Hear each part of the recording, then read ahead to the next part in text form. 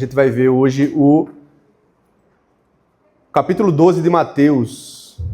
Quem esteve aqui no último domingo, viu que a gente está começando uma nova série, né? Lucas fez uma introdução, onde ele falou das parábolas, o que é que significa parábola, né? Quem lembra do que significa parábola?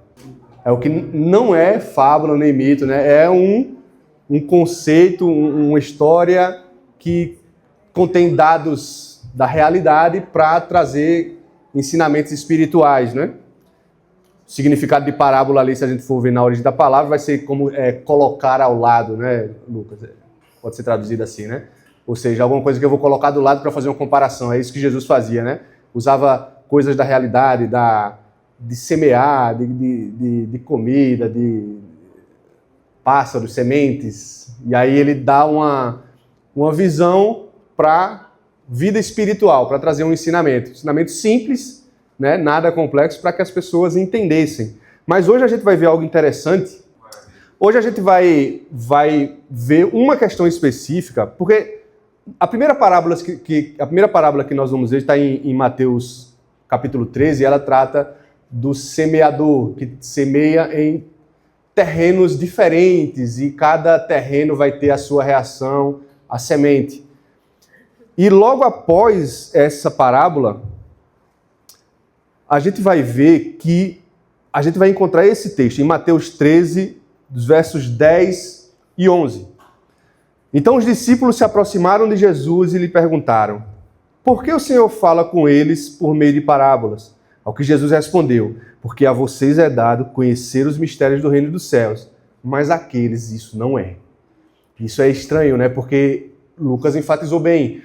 A parábola é uma história simples, não tem muito mistério, não tem o que estar descobrindo o que é que significa a semente, o que é que significa exatamente. E quando precisa, o próprio Jesus, na maioria das vezes, vai ele mesmo explicar o que é cada coisa que ele quis dizer. Então, a intenção das parábolas, falando das parábolas de Jesus, era ser simples, de entendimento simples. E a gente se depara então com esse texto, logo após ele falar da parábola da semeadura, e ele vai dizer, olha, porque a vocês é dado conhecer os mistérios do reino dos céus, mas àqueles não é.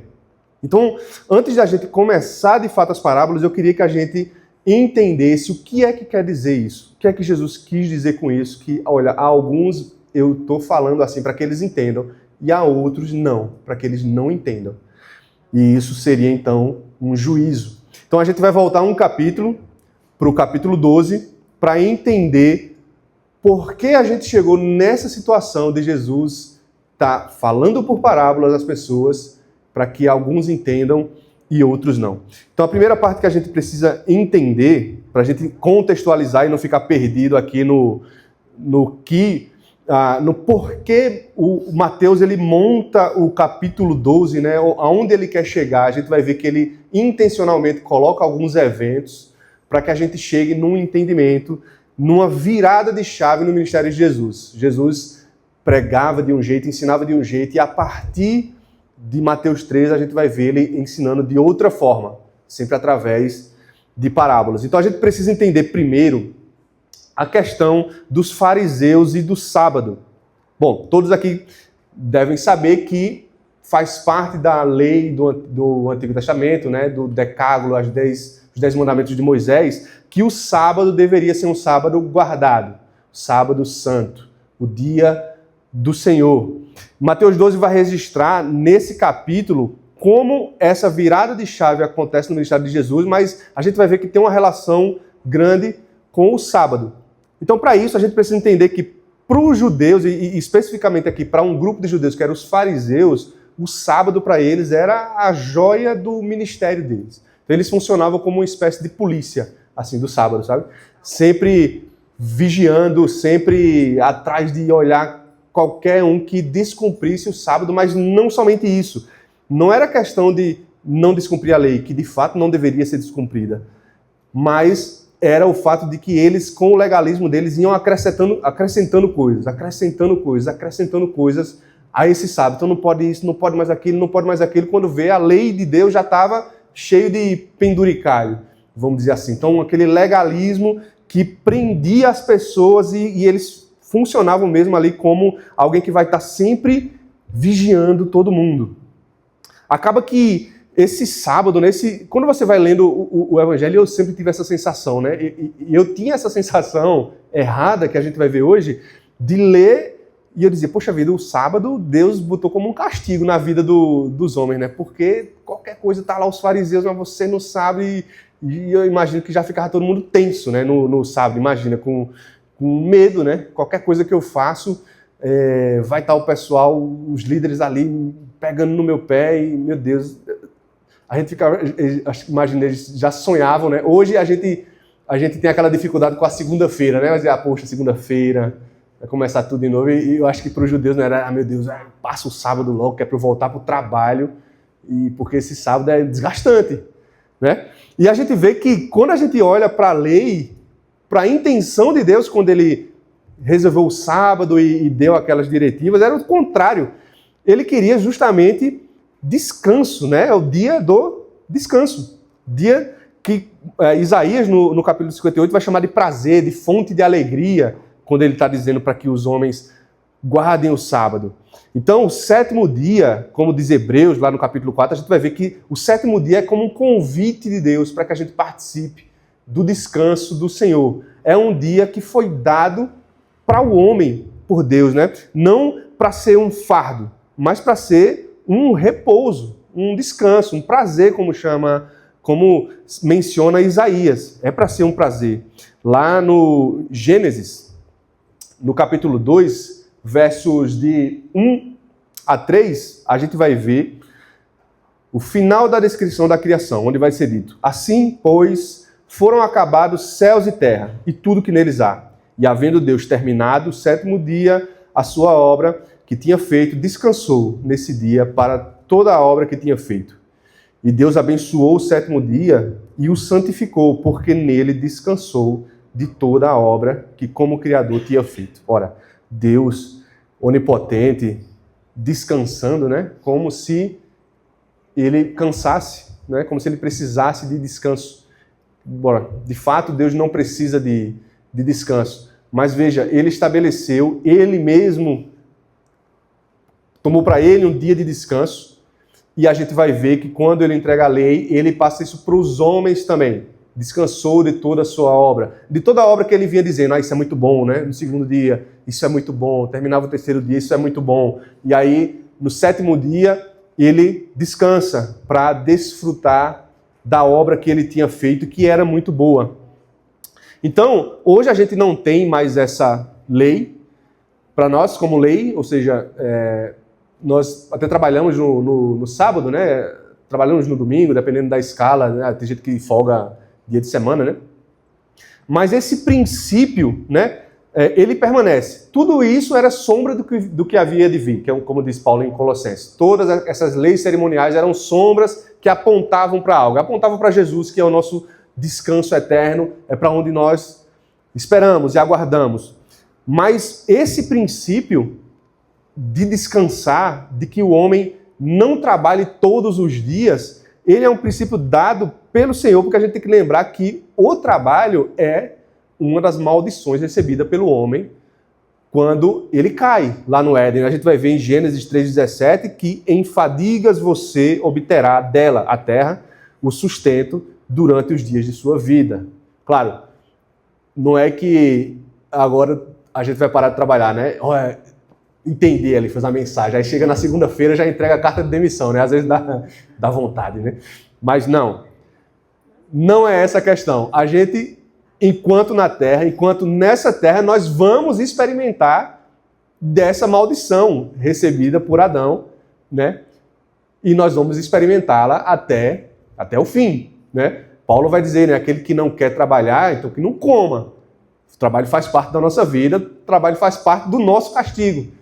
Graças a Deus que nós temos a esperança, né, da ressurreição e de uma nova terra reconstruída, onde eu acredito que haverá trabalho também, mas a intenção e a maldição você vai depender, o sustento da sua vida vai ser tido por trabalho e em fadigas, em cansaço. Você vai se cansar todos os dias, coisa que não era a intenção de Deus desde o início. O que é que Deus queria? Viver numa harmonia, numa família harmoniosa com o homem, onde o próprio Deus deu trabalho a Adão, né? Você vai nomear os animais, então provavelmente a gente teria trabalho, mas o sustento viria de Deus, né? Não era algo que é como hoje, que a gente está preocupado se eu perder o emprego, acabou o meu sustento, porque é assim que foi estabelecido desde a queda.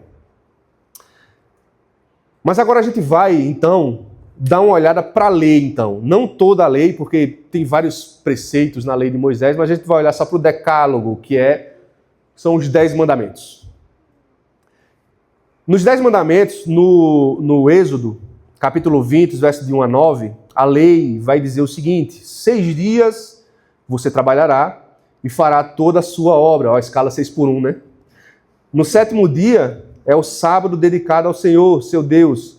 Não faça nenhum trabalho nesse dia, nem você, nem o seu filho, nem a sua filha, nem o seu servo, nem a sua serva, nem o seu animal, nem o estrangeiro das suas portas para dentro, ou seja, aqueles que viviam, né, nas suas terras. Porque em 6 dias o Senhor fez os céus e a terra, o mar e tudo o que neles há. E ao 7º dia descansou. Por isso o Senhor abençoou o dia de sábado e o santificou. Então o que a gente vai ver na lei dos 10 mandamentos, né, as 2 tábuas que Moisés recebeu no monte, é a maior lei. É essa, o quarto mandamento. O maior mandamento é o 4º, que é exatamente sobre o trabalho. E a gente vê que é interessante porque ele é bem extenso, ele é mais extenso que todos os outros. Ele está na primeira tábua. A primeira tábua são as leis que tratam de nós para com Deus. A segunda tábua vai ter os estatutos dos mandamentos que trata dos homens entre si. Como é que você deve viver entre os outros, né? Quando ele termina, então, na primeira tábua, com esse mandamento, o maior deles, a gente começa a entender o porquê ele foi tão específico, né? Porque ele vai dizer, olha, nem você, nem seu filho, nem sua filha, nem seu servo, nem sua serva, nem seu animal e nem seu estrangeiro. E aqui eu já entendo que aquele mandamento já estava prevendo a seguinte situação. Eu sou um dono de terra, então eu vou seguir a lei do Senhor, agora vocês. Os meus servos, estrangeiros, vocês não são nem povo daqui, né? Vocês são de outras terras, então vocês trabalham, continua a produção aí, né? Aí o patrão segue a lei aqui e os empregados vão lá para o trabalho. Então, Deus já entendendo a situação, né? Prevendo e conhecendo as suas criaturas, já adianta. Olha, nem você, nem os seus animais devem trabalhar nesse dia. Qual é a intenção do Senhor nisso? Descansar. Para que a gente não vivesse como o homem de Eclesiastes. Lá em Eclesiastes, no capítulo 6, no capítulo 4, dos versos 6 a 8, vai dizer, olha, melhor é um punhado de descanso do que ambas as mãos cheias de trabalho e correr atrás do vento. Então, considerei outra vaidade debaixo do sol, um homem sem ninguém, que não tem filhos nem irmãos, mas que não cessa de trabalhar, cujos olhos não se fartam de riquezas, e ele não pergunta, para que eu estou trabalhando tanto se não aproveito as coisas boas da vida? Também isso é vaidade e enfadonho trabalho. Então, o que Deus estava fazendo repito, dar uma bênção para as pessoas. Um dia para as pessoas descansar, para que elas não trabalhassem de sábado a sábado, de segunda a segunda, de domingo a domingo, como a gente costuma dizer nos dias de hoje, né? Trabalhar de domingo a domingo, sem descanso. Isso é algo que Deus não queria, nem para ele, nem veja para os estrangeiros que tivessem dentro das terras do seu povo, que imagino que já iam ser explorados, né? Já que a gente não trabalha, então vocês nesse sábado trabalham dobrado por a gente. Então, o que a gente vai ver durante a história no Velho Testamento é que Israel ignorou vários dos mandamentos de Deus, se não todos, quebraram todos os mandamentos de Deus, assim como nós. E não foi diferente com o sábado, né? Israel repetidamente quebrou o mandamento do sábado. A gente vai ver Jeremias, Neemias, exortando o povo para que eles atentem para a guarda do sábado, porque eles estavam ignorando o dia do descanso do Senhor, né? Só que quando a gente chega na época de Jesus, o negócio virou de cabeça para baixo. Depois do exílio da Babilônia, daquela estrutura religiosa que foi montada entre os judeus, dos quais os fariseus eram um dos seus grupos, a gente vê o contrário. Enquanto no Velho Testamento todo a gente vê o povo quebrando a lei do Senhor, inclusive o sábado, a gente vai ver nos tempos de Jesus o extremo oposto. Agora, os fariseus transformaram outros grupos, mas eu sempre vou falar os fariseus porque eles é quem vão mais aparecer. Na verdade, são eles que vão aparecer no Mateus capítulo 12. Eles transformaram o sábado num trabalho exaustivo. Então, assim, você trabalhava a semana toda e chegava no sábado, se brincar, era mais exaustivo e complicado de se viver do que nos outros dias que você tinha trabalho. O pessoal transformou num negócio de terrorismo mesmo. Então, todo mundo tinha medo de ser excomungado, tinha medo de ser apedrejado, né? Dependendo da situação. Você pode ser até apedrejado por não guardar o sábado. Então, veja que de onde a gente saiu? Deus estabelecendo um dia santo que ele abençoou e santificou para ser uma bênção para o homem descansar, para chegar nos tempos de Jesus e tá todo mundo vendo aquilo como um dia, o dia da exaustão. Olha, o dia do descanso virou o dia da exaustão, de medo, de clima tenso mesmo, sabe? Isso é o que acabou se formando. Então, é importante a gente entender esse contexto, o que era o sábado para os fariseus e por que tantos conflitos com Jesus em relação ao sábado especificamente. Então veja, Jesus começa o seu ministério, ele vai avançando, ele vai começar a ameaçar os poderes, né? Os fariseus que estão sempre acompanhando os movimentos religiosos ali em Israel, estão atentos a tudo. O que é que eles vão começar a fazer? Olha, a gente precisa testar esse homem aí, a gente precisa pegar ele alguma coisa. E olha, se ele não cai, ele não está caindo em nenhum dos mandamentos, vamos pegar ele no sábado, porque a gente está vendo que ele não respeita o sábado como a gente entende que deve ser respeitado. E a gente vai ver então o início de Mateus capítulo 12, nos versos 1 e 12, vai começar essa narrativa de Mateus para mostrar esse conflito e no que ele vai dar, onde ele vai chegar. Então em Mateus 12, ele apresenta o primeiro confronto no versículos 1 e 2. Por aquele tempo, num sábado, Jesus passou pelas searas. Estando seus discípulos com fome, começaram a colher espigas e a comer. Os fariseus, vendo isso, disseram a Jesus: olhe, os seus discípulos estão fazendo o que não é lícito fazer no sábado. Olha no que os fariseus tinham transformado o sábado, que era o dia do descanso do Senhor. Os discípulos de Jesus estavam com fome, passaram por uma plantação, colheram algumas espigas para comer, e os fariseus estão descumprindo. Ora, o que é que eles estavam fazendo? Estão colhendo. Não estão colhendo, né? Eles estão o quê? Pegando comida para comer, porque estão com fome, não estão trabalhando. Olha o que foi do que saiu a lei, né? Nesse dia você não trabalhará. E, evidentemente, esse trabalho aqui era a labuta do dia a dia, aquilo que vai trazer o seu sustento. Para você não poder agora nem pegar uma comida, porque senão vai ser considerado como colheita, como trabalho. E aí Jesus começa a responder isso, né? A gente vai ver, eu vou às vezes citar outros evangelhos também, porque vão complementando essa história, mas em Marcos 2, verso 27, ele vai dizer: o sábado foi estabelecido por causa do homem, e não o homem por causa do sábado. Então Jesus começa a corrigir o entendimento dos fariseus quanto à lei. Ele diz: não, vocês entenderam errado, o sábado ele foi criado para o homem descansar, não o contrário. Então, o que a gente está fazendo aqui não é trabalho. A gente está se alimentando. O sábado foi feito para nós, assim como a comida também. E o que os meus discípulos estão fazendo aqui é atender uma necessidade básica. Estão se alimentando. E em Mateus 12, verso 8, a gente vai ver na conclusão das palavras de Jesus, ele dizendo: olha, porque o Filho do Homem, se referindo a si mesmo, que era o Messias prometido, né? Essa expressão Filho do Homem vai se referir muitas vezes ao Messias, como lá em Daniel, e ele diz: o Filho do Homem é o Senhor do sábado. Ele não só responde corrigindo a visão dos fariseus sobre o sábado, como dizendo: eu sou o Senhor do sábado. Não tenho que vocês me ensinarem a respeito de como eu devo lidar no sábado. Eu fiz o sábado. É a resposta de Jesus. E aí a gente vai então para outra situação, outro sábado. A gente vê então que os fariseus estão perseguindo Jesus, estão ali de olho, querendo pegar uma coisa para virar para a comunidade de Israel e dizer: ó, esse cidadão aqui, obrigado, eu nem vi quem foi que trouxe. Obrigado, irmão Tomás, torcedor do Náutico. Então, eles estão perseguindo Jesus, querem pegar Jesus em alguma coisa. E, olha, o que é mais fácil a gente pegar Jesus é no sábado, porque a gente já viu que ele não segue o sábado, vamos tentar colocar ele numa encruzilhada. A gente vai ver dos versos 9 ao 14. Tendo Jesus saído dali, entrou na sinagoga deles, achava-se ali um homem que tinha uma das mãos ressequida.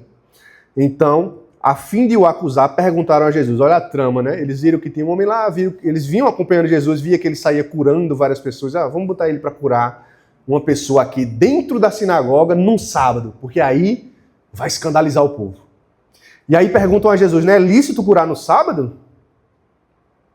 Jesus responde, quem de vocês será o homem que, tendo uma ovelha e num sábado esta cair numa cova, não fará todo o esforço para tirá-la dali? Ora, quanto mais vale um homem do que uma ovelha? Jesus está de novo trazendo o mesmo princípio. O sábado foi criado por quê? Por causa do homem. Logo, é lícito fazer o bem ao sábado. Então, Jesus disse ao homem, estenda a sua mão. O homem estendeu a mão e ela foi restaurada e ficou sã como a outra. Mas os fariseus, saindo dali, conspiravam contra ele, procurando ver como o matariam. Os fariseus, no fim das contas, estavam vendo, não vai dar muito certo, não. A gente precisa ter um plano para como matar esse homem, porque ele não quebra os mandamentos. A gente tenta enquadrar ele com o sábado e as respostas que ele vai dando, e eu aqui imagino, né, que toda vez que os fariseus chegavam e colocavam Jesus nessa encruzilhada, ficava aquele clima tenso, né? E aí, Jesus dava a resposta, uma resposta muito à altura, né? E eu acho que saía muito pior para os fariseus, que o pessoal... Eu imagino, eu não sei se tinha gaiato na época, né? Se o pessoal era como os pernambucanos aqui, né? Mas eu já imagino, vai, ei, toma aí! No meio do povo, né? Então, os fariseus veem essa situação e dizem, se a gente não matar esse homem, não vai dar certo, a gente não vai conseguir pegar ele nisso. A resposta que ele dá é melhor do que as investidas que a gente está fazendo aqui. A gente precisa fazer alguma coisa. Olha, e atenção para isso. Os fariseus estão acompanhando Jesus durante o ministério dele. Estão vendo os milagres de Jesus. Eles estão vendo que Deus opera milagres. Ainda assim, tem algo muito maior no coração deles, um ídolo de poder no coração deles. A grande preocupação dos fariseus vai sendo revelada nos evangelhos, e a gente vai ver em João, no capítulo 11, versos 47 e 48, onde eles, conversando entre eles, vão dizer, né, o que estamos fazendo, uma vez que este homem opera muitos sinais. Olha, eles estão acompanhando, e eles reconheceram, esse homem opera muitos sinais. Verso 48, se o deixarmos assim, todos crerão nele. Depois virão os romanos, tomarão não só o nosso lugar, mas a própria nação. Olha a preocupação dos fariseus, né? Aqueles que estariam guardando a lei, zelando pela lei, esperando o Messias, agora estão preocupados se realmente o Messias está surgindo. Porque eles estão acompanhando, estão vendo os sinais, eles conhecem a lei, eles conhecem as promessas, as profecias, e eles ficam preocupados. Então, poxa, será que ele é o Messias mesmo? O pessoal vai acabar crendo nele, vai acabar seguindo ele. E a gente vai perder o quê? O nosso lugar. Os romanos vão vir, vai ter um líder aí que está levando multidões. Isso preocupava demais os romanos, porque eles não se preocupavam com as religiões acontecendo, mas eles se preocupavam com revolta, né, e tal. E aí você começava a fazer culto, reuniões com muita gente, eles já, isso aí pode dar ruim aqui, o pessoal pode fazer uma revolta e fazer uma revolução contra Roma aqui, né? Então, tinha essa preocupação. E aí, já pensando nisso, fariseus, poxa, a gente que lida tão bem aqui com Roma, tem o nosso lugar, tem o nosso poder, consegue, né, colocar a nossa lei sobre o povo, a gente vai perder o nosso lugar. Olha a preocupação dos fariseus nisso tudo, né? Então, a partir daquele momento, Jesus entende uma coisa, ele precisa ser mais cauteloso. Mateus 12, 15 e 16, continuando o capítulo de Mateus. Mateus vai dizer o seguinte, mas Jesus, sabendo disto, afastou-se dali. Muitos o seguiram, e a todos ele curou, advertindo-lhes, porém, que não o expusessem à publicidade. Então Jesus já começa a mudar um pouco a postura, e a entender o clima que estava se formando, né? Daqueles que já começavam a conspirar para matar ele, e ele agora ia curando as pessoas e dizia, mas não espalha não, que eu te curei não. Porque Jesus queria evitar o tumulto, queria evitar que a sua hora chegasse antes do tempo, ainda não era o momento dele morrer. Então ele começa a pedir às pessoas para que não expusessem, não faz alarde. Eu curei vocês, mas vocês não saiam divulgando, não. E a gente vai ver que isso acontece para que se cumprisse o que foi dito por Isaías. É isso que Mateus vai dizer a partir do verso 17. Ele vai dizer, isso aconteceu para se cumprir o que foi dito por meio do profeta Isaías. A gente pode encontrar essa profecia lá no Isaías 42. Eis aqui o meu servo, ele anunciará o juízo aos gentios. Não entrará em discussões, nem gritará, nem fará ouvir nas praças a sua voz. Não esmagará a cana quebrada, nem apagará o pavio que fumega, até que se faça vencedor o juízo. E no seu nome os gentios colocarão a sua esperança. Então, se cumpriu aquilo que Isaías disse a respeito do ministério de Jesus. Ele não ia ser aquele que colocaria suas vozes nas praças, não buscaria destaque para ele. Ele não era o líder que os fariseus esperavam, até um líder revolucionário que fosse pegar em armas para derrubar Roma e colocar os fariseus no poder, evidentemente, né? Se essa era a grande preocupação delas. Eles já viram que Jesus não era esse líder e se cumpria exatamente o que Isaías falou sobre ele. E é interessante a gente notar para o que Isaías fala sobre, no verso 20, não esmagará a cana quebrada, nem apagará o pavio que fumega. Jesus, ele não só foi um líder que não buscou aparecer, vamos dizer assim, né? Que não buscou ser o grande centro das atenções e ser um popstar ou qualquer coisa do tipo. Ele fazia seu ministério em silêncio, espalhando a mensagem, porque ele sabia que a sua mensagem, o evangelho, seria espalhado pelas pessoas, e pelas pessoas mais simples, porque a gente já começa a notar aqui que a elite rejeitava Jesus, porque ele era muito diferente do que as pessoas da elite esperavam. Então, quando Mateus fala, ele não esmagará a cana quebrada, nem apagará o pavio que fumega, né? Ele está falando dessas pessoas simples. A cana quebrada, ou em outras traduções vai dizer o caniço rachado, era o material usado para fazer o que a gente chama aqui em Caruaru de pífano, né? E aí, se você tem um pífano desse rachado, abrir uma fenda ali, não funciona, né? Porque todas as notas que você faz ali é jogando o ar ali dentro e trabalhando ali com os furinhos que ele tem. Se ele tem uma rachadura, não serve mais. Ou o pavio que fumega, né, numa lamparina que é usada como pavio, depois que o fogo consome aquele pavio fica só fumegando ali, não serve também, né? Para que a gente quer uma lamparina? Para iluminar, né? E Mateus disse que ele não veio para esmagar essas pessoas, aqueles fracos, os quebrados, aquelas pessoas excluídas da sociedade. Ele não veio para isso. Ele veio para que nele fosse vista a esperança, né? Como ele termina dizendo no verso 21, para que os gentios, em seu nome, os gentios colocarão a sua esperança. Não havia esperança para o povo quando olhava para Roma, que os oprimia, nem quando olhava para aqueles que deveriam estar ao lado deles, né?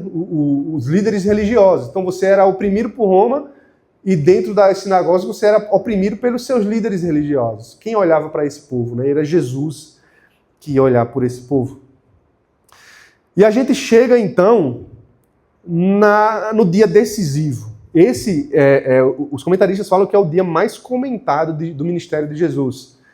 O dia que ele vai realizar uma grande libertação e que tudo vai mudar realmente no ministério dele. Então, recapitulando, a gente entendeu aqui qual é a ligação dos judeus e qual a importância da lei do sábado para os judeus e como eles perverteram essa lei a fim de ter domínio sobre as pessoas. A gente vê o quanto eles buscaram esse conflito com Jesus usando a lei do sábado, porque era na cabeça dele a lei que eles poderiam pegar Jesus de saia curta, né? Mas Jesus sempre respondeu à altura, afinal ele era o Senhor do sábado. E a gente vê que isso vai se agravando, eles começam a conspirar de como matar Jesus, e Jesus agora começa a mudar a sua postura. E esse dia que a gente vai ver agora, que vai se seguir logo após essa lembrança da profecia de Isaías por Mateus, a gente vai ver que foi o ponto decisivo que fez tudo isso realmente virar e mudar. Então, o que a gente vai ver em Mateus, capítulo 12, no verso 22, é que eles trouxeram para Jesus um endemoniado, cego e mudo, e Jesus curou, e o homem passou a falar. É importante a gente ver essa cura, esse milagre que Jesus fez. Jesus fez muitos milagres, mas esse vai ter uma função e vai ser um momento decisivo realmente, e a gente vai entender por quê, que mudou a forma de como Jesus vai falar com o povo. Ele vai passar a falar por parábolas, e esse dia aqui foi decisivo para isso. É importante a gente também destacar como foi excepcional essa cura. Quer dizer, a gente não está falando de um homem que tinha uma mão atrofiada simplesmente, a gente está falando de um homem que tinha a alma atrofiada, né? Um homem que estava sendo oprimido por demônios, ele não conseguia falar, ele não conseguia enxergar. E a gente vê na própria profecia de Isaías, 42, ele vai falar lá, uma das coisas que Isaías vai falando que ele vai fazer, no 42, verso 7, ele vai dizer, para abrir os olhos dos cegos, para tirar da prisão os cativos. Veja, no Velho Testamento a gente não tem nenhuma menção a uma cura de cegos. Então a cura de um cego, só Jesus fez na história da redenção, até o ministério dele. Isso nunca foi feito antes, e isso era a marca do Messias. Quando Isaías profetizava, ele dizia, ele vai curar os cegos. Então, aqueles fariseus que estão seguindo Jesus, acompanhando todo o seu ministério, aquilo deve ter sido um choque muito grande para eles, porque era o cumprimento da profecia de Isaías. Ele vai curar os cegos e libertar da prisão os cativos. Ele tira um demônio de um homem que era cego e mudo, e ele passa a ver, ele é curado instantaneamente na frente de todas as pessoas. Imediatamente depois disso, a gente vai ver a reação do povo, não é? Mas só para a gente enfatizar como Jesus já era a esse tempo reconhecido como Messias, em Marcos, no capítulo 3, os versos 10 e 11, Marcos vai relatar que, olha só, pois curava muitas pessoas, de modo que todos os que tinham alguma enfermidade se esforçavam para chegar perto, a fim de poderem tocar nele. Também os espíritos imundos, quando o viam, prostravam-se diante dele e gritavam, você é o Filho de Deus. Você é o Filho de Deus, você é o Messias. Os demônios, quando viam Jesus, se prostravam e diziam isso, você é o Filho de Deus. É isso que os fariseus estão acompanhando esse tempo todo. E eles estão chegando numa situação, né? A gente entende por que eles queriam matar Jesus. Eles já reconheciam também que Jesus era o Messias, que Jesus estava cumprindo aquilo que era profetizado pelos profetas há tanto tempo. Não era uma questão de dúvida mais no coração deles, como também não era nas pessoas que iam vendo o que Jesus estava fazendo. E a gente vai ver a reação do povo quando vê esse milagre, no verso 23 de Mateus 12, o povo vai dizer o seguinte, não seria este, por acaso, o filho de Davi? Né? A gente lembra o que quer dizer a expressão filho de Davi, né? A gente falou bastante nisso nos salmos de peregrinação. Ser filho de Davi é ser aquela pessoa em que era cumprida a profecia de que na casa de Davi haveria um rei que reinaria eternamente. Olha, a casa de Davi morreu e passou, né? Israel não era mais governado pela dinastia de Davi há muito tempo. Mas Jesus é, então, visto como povo, como, olha, é ele, é dele que Salomão falou.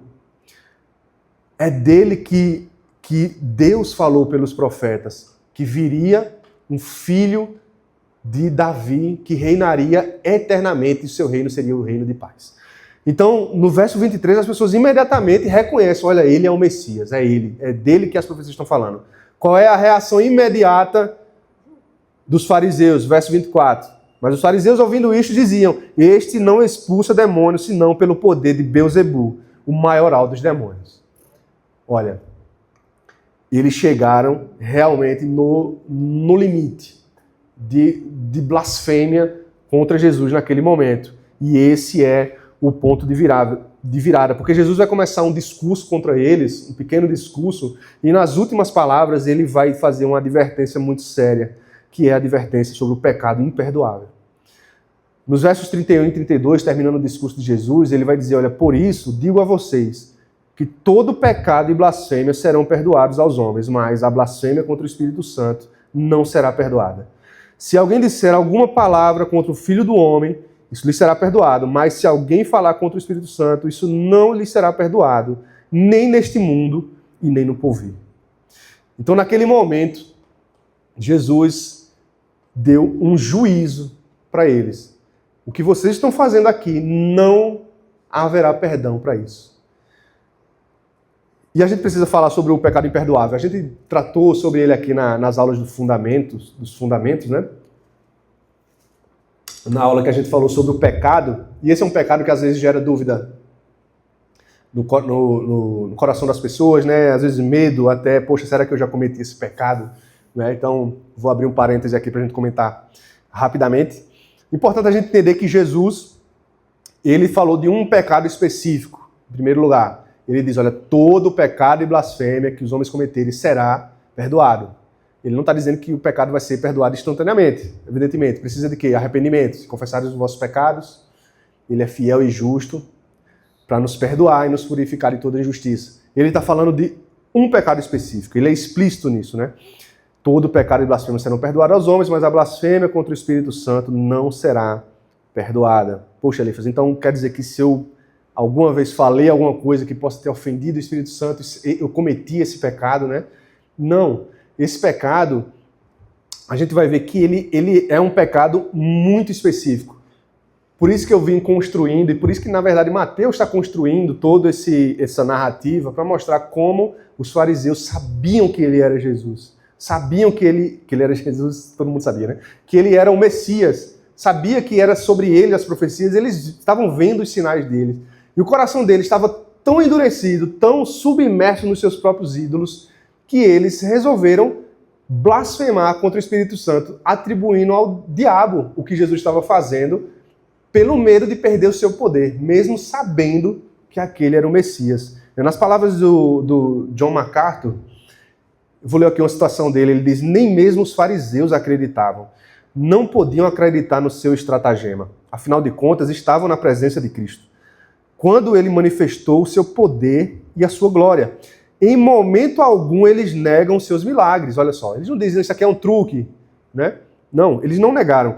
E aqui estavam eles testemunhando de perto e com seus próprios olhos mais um milagre incontestável. Eles conheciam claramente toda a verdade sobre ele. Mas eles não só rejeitaram mesmo assim, mas também tentaram ativamente afastar outros dele. Pior ainda, tentaram desacreditá-lo com uma blasfêmia descarada, alegando que os seus milagres estavam sendo realizados com o poder de Satanás. Então a intencionalidade do pecado desses homens, né? Jesus viu isso, olha, ele é o Deus Todo-Poderoso, Onisciente e Juiz. Ele viu isso, essa intencionalidade, e foi algo irreparável e imperdoável. Então, o que ele faz aqui é dar um juízo, né? Ele termina na sua fala, nos versos 34 e 37, dizendo, raça de víboras, como vocês podem falar coisas boas sendo maus? Porque a boca fala do que está cheio o coração. E no verso 37, porque pelas suas palavras você será justificado, pelas suas palavras você será condenado. Então, em essência, o que a gente vai ver que Jesus está fazendo aqui é adiantar o juízo final. Olha só, aquilo que a gente vai ver ele dizendo que vai acontecer o dia do Senhor, o dia do juízo final, que a gente vai ver em Apocalipse, o grande trono de Deus julgando os homens, ele já adiantou e deu uma prévia naquele momento para aqueles homens. Eles receberam um juízo eterno. Não haveria mais possibilidade de salvação para aqueles homens. Olha a seriedade do que eles fizeram, da advertência deles. E a gente pode imaginar, poxa, Lífas, mas Deus não é aquele Deus que a sua misericórdia se renova a cada manhã, aqueles homens não poderiam se arrepender? Não. E não é que os homens não poderiam se arrepender e Deus não se voltaria para o arrependimento deles, descumprindo aquilo que a Bíblia diz, que se confessarem os vossos pecados, ele é fiel e justo para perdoar. A questão é, aqueles homens, eles foram entregues ao seu próprio arbítrio, eles foram entregues à sua própria vontade. Não haveria mais arrependimento para aqueles homens, porque eles não se arrependeriam mais. Veja, o reconhecimento de pecado é um dom de Deus. A salvação vem pela graça, por fé. Isso não é o que vem da gente, é um dom de Deus. Quem convence o homem do pecado e do juízo é o Espírito Santo. Então, quando Deus está entregando o homem a ele mesmo, a sua vontade, você quer viver a sua livre vontade, então vive. Esse homem ele vai viver a vontade dele contra Deus, porque sem Deus é impossível, sem Jesus é impossível que nós nos acheguemos a Deus. Sem o trabalho do Espírito Santo na vida do homem, isso é a regeneração, é impossível que o homem vá a Deus. Charles Spurgeon diz, né, que ele tem uma frase famosa que diz que o inferno é um lugar que a porta é fechada e trancada por dentro. E não precisa ter ninguém do lado de fora vigiando quem vai tentar escapar, porque aquelas pessoas não se arrependerão durante toda a eternidade. Elas viverão como inimigas de Deus para sempre. Não há arrependimento ali. Há remorso, há ira, há ódio contra Deus, mas nunca arrependimento, porque o reconhecimento de pecado é algo que é dado pelo Espírito Santo. Então, quando Jesus está dizendo que vocês cometeram um pecado imperdoável, é dizendo, olha, eu não vou trabalhar no coração de vocês. O Espírito Santo não vai trabalhar no coração de vocês. Vocês foram entregues à sua própria vontade por causa da idolatria do coração de vocês, por poder. A gente vê isso em Romanos acontecer, né? Por se multiplicar a iniquidade, os homens começaram a idolatrar outros deuses e trocaram a imagem de Deus por semelhança de outras coisas, e Deus fez o quê? Entregou eles a própria vontade. Então viva a sua vontade sem limites. E eles começam a cometer todo tipo de imoralidade, né? É isso que Romanos vai dizer. Então, o que Jesus está dizendo aqui, olha, vocês chegaram no limite, onde não há mais arrependimento. Outro texto que a gente pode lembrar é Hebreus capítulo 6, que vai dizer que aqueles que experimentaram das coisas de Deus e participaram da mesa e viram o poder do Espírito Santo e caíram, é impossível que eles sejam reconduzidos ao arrependimento. Não porque Deus não exerce mais misericórdia, mas é que essas pessoas não se arrependerão mais. Olha a seriedade da advertência que Deus está dando aqui de pessoas que ficam obstinadas contra Deus dia após dia, rejeitando a graça de Deus e aquilo que o Espírito Santo tem falado ao coração, e a pessoa vai rejeitando e enchendo o seu coração com ídolo até chegar no momento de, como esses homens receberem essa condenação prévia. Veja, eles já receberam a condenação que eles receberiam no juízo caso chegassem lá nessa situação. Jesus já adiantou ali. E é muito sério. E esse então, né, depois de Mateus narrar isso, a gente vai ver como, a partir dali, e agora voltando lá para o primeiro texto que a gente leu de Mateus 13, a gente vai entender o que é que Jesus quis dizer quando ele dá a resposta à pergunta dos discípulos. Por que o Senhor fala a eles por parábolas? Porque o Senhor agora começou, de repente, a falar por parábolas. Né? Mateus 13 já começa com uma parábola. E ele vai seguir várias parábolas em Mateus 13, né? Na primeira parábola, os discípulos já acham estranho, né? Por que você está falando com parábolas, né? Quem é aqui dos anos 90, que você acha em desenho animado, vai lembrar dos mestres dos magos, né? Lembra do Caverna do Dragão? Que chegava, dizia uma coisa lá enigmática e sumia, né? E o pessoal ficava, meu Deus, o que é que ele quis dizer, né? Bom, não era isso que acontecia com Jesus. Aqueles que tinham ouvido para ouvir, iam ouvir. Aqueles que eram trabalhados pelo Espírito Santo no seu coração, ouviriam e entenderiam o que Jesus estava dizendo. Mas aqueles a quem tinha recebido a condenação do pecado imperdoável já não mais poderiam entender. Então Jesus falava em parábolas para que eles não entendessem. Aquilo fazia parte do juízo que eles já tinham recebido. Mas os seus discípulos, aqueles que queriam conhecer a Deus de coração sincero, eles entenderiam as parábolas de Jesus.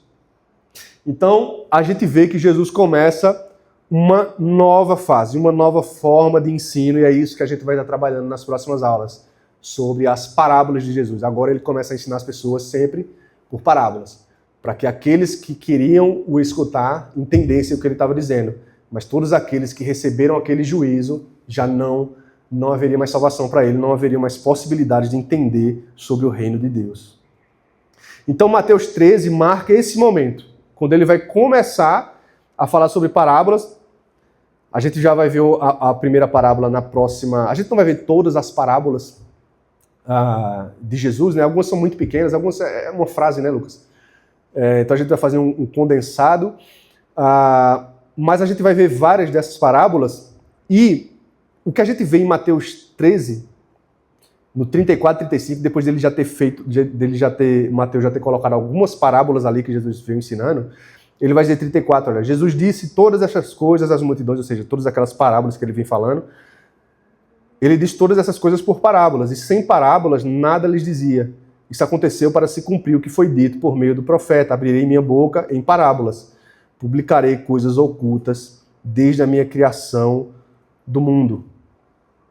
Então, a grande lição aqui, quando aqueles homens rejeitaram deliberadamente a verdade, os inimigos jurados de Cristo perderam o privilégio de ouvir a verdade plena da sua boca. Então, a partir daquele dia, tudo o que Jesus ensinava em público permaneceria oculto de todos, com exceção daqueles com ouvidos dispostos a ouvir. Então, essa aula ali, complementando a introdução, né, do Lucas, que ele trouxe o que significa parábola, né? Por que Jesus ensinava o parábola, que a gente entende especificamente o juízo de Deus. Veja, que Jesus ensinar por parábolas foi um juízo dele contra aqueles que o rejeitam. E essa é a grande advertência para o mundo, não só para nós, para o mundo. Quando a gente vai se tornando, deixando nosso coração obstinado por Deus, sabe aquela conversa, né, de que depois eu já entendi que tu és o Cristo, eu já entendi qual é o plano eterno da salvação, eu já entendi como eu preciso mudar e atentar para isso. Mas a gente, sabe, tá se deixando levar pelos amores do mundo, né? Pelos amores que vão sendo contrários, vão nos colocando num caminho contrário ao que Deus quer para nós. E veja, assim como o sábado, toda a lei de Deus, ela foi feita e pensada para quê? Para o homem. O mundo vai sempre colocar na cabeça das pessoas o contrário, que Deus é um Deus tirano, que quer, na verdade, tirar a paz, castigar as pessoas. E, na verdade, é o contrário. Tudo isso Deus fez para o homem. Para o homem. E a gente, o homem rejeitando isso, ele vai criando uma casca mesmo ali no seu coração, ao ponto de ficar mais distante de Deus e, muitas vezes, e é coisa que a gente não vai conseguir julgar nas outras pessoas, mas muitas vezes alguém já chegou nesse estado de não retorno, de não poder mais ser reconduzido ao arrependimento, como diz Hebreus capítulo 6. Então, a partir daqui, Jesus começa então a pregar por parábolas, e a partir daqui, todos aqueles que têm ouvidos para ouvir entenderão que ele vai ensinar sobre a mensagem de Deus, mas aqueles que o rejeitaram de forma definitiva não poderão mais o escutar e agora vão servir no papel dos vasos de ira, né, para levá-lo à cruz, como profetizado desde o início. Amém, irmãos? Vamos orar? Senhor, eu te agradeço, Pai, pela tua palavra e pela forma insistente que tu tens com a tua criação, Pai, de redimir, de mostrar misericórdia, Jesus. Tu fostes rejeitado muitas e muitas vezes, desde que tu eras apenas uma promessa para a humanidade, e mesmo quando tu encarnaste e ressuscitaste, e és rejeitado tantas vezes até hoje, Pai. Em nome de Jesus, Pai, nos livra os nossos amigos e nossos familiares, Pai, de estarmos entre esses, Pai, de coração endurecido, Pai, que rejeitam a Tua palavra, que muitas vezes até estão inseridos no contexto de religião, Pai, mas que não conseguem Te ouvir, Jesus, e preferem seguir os ídolos, Pai, dar espaço para os ídolos no seu coração, Jesus. Tem piedade de nós, Pai, em nome de Jesus, Te agradecemos por essa manhã. Amém. Quem tiver interesse, a gente está usando outras referências, mas basicamente a gente está usando esse livro aqui, do John MacArthur, que trata das parábolas de Jesus. Não tem todas as parábolas aqui, algumas parábolas, inclusive a do primogênito, né, ele até aborda em outro livro, ele não vai abordar aqui nesse livro. Então a gente deve pegar por fora, a gente está usando outros materiais também, mas quem tiver interesse, esse livro aqui tem essa... Está sendo o que está guiando aqui, pelo menos o andamento, né, dessa série.